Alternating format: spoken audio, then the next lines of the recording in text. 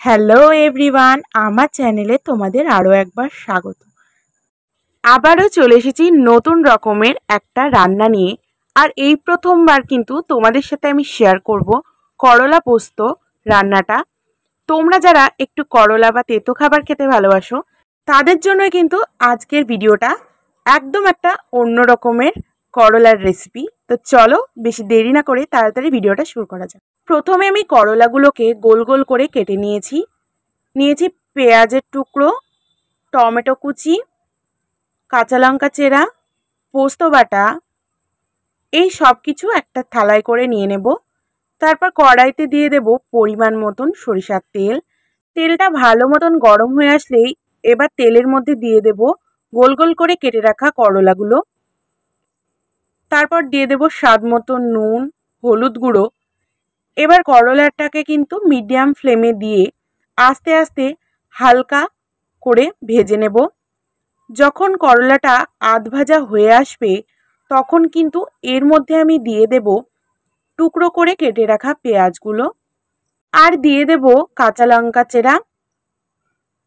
এবার পেঁয়াজটাকে কিন্তু করলার সাথে বেশ খানিকক্ষণ ধরে নাড়াচাড়া করে লাল লাল করে ভেজে নিতে হবে। যখন করলা পেঁয়াজটা ভালো মতন ভাজা হয়ে আসবে তখন কিন্তু এর মধ্যে আমি দিয়ে দেব সামান্য পরিমাণ চিনি। এবার ভালো করে নাড়াচাড়া করার পর দিয়ে দেব টমেটো কুচি। এবার টমেটোটাকেও কিন্তু বেশ খানিকক্ষণ ধরে নাড়াচাড়া করে ভেজে নেব। যখন টমেটোটা ভাজা ভাজা হয়ে আসবে তখন এর মধ্যে দিয়ে দেব পোস্ত বাটা, সামান্য পরিমাণ সরিষার তেল। এবার ভালো করে নাড়াচাড়া করে দিয়ে দেব পরিমাণ মতন জল। তারপর এটাকে ঢাকা দিয়ে রেখে দেব মিনিট পাঁচেক পর ঢাকাটা খোলার পর এবারে গ্যাসের ফ্লেমটাকে দিয়ে দেব একদম লো হিটে।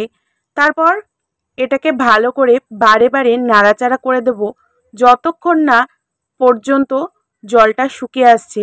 শুকনো শুকনো হয়ে আসলেই কিন্তু একদম রেডি হয়ে যাবে একদম গরম গরম করলা পোস্ত, যেটা অল্প সময়ে বানিয়ে নেওয়া যায়। গরম ভাতের সাথে কিন্তু বেশ ভালো লাগে খেতে। তোমরা যারা করলা পছন্দ করো তারা কিন্তু অবশ্যই বাড়িতে এটা ট্রাই করে দেখো। আশা করি তোমাদের অনেক ভালো লাগবে। যদি আজকের ভিডিওটা তোমাদের ভালো লেগে থাকে তাহলে অবশ্যই চ্যানেলটাকে সাবস্ক্রাইব করে দিও। আবার আসবো নতুন ভিডিও নিয়ে, ততক্ষণের জন্য টাটা।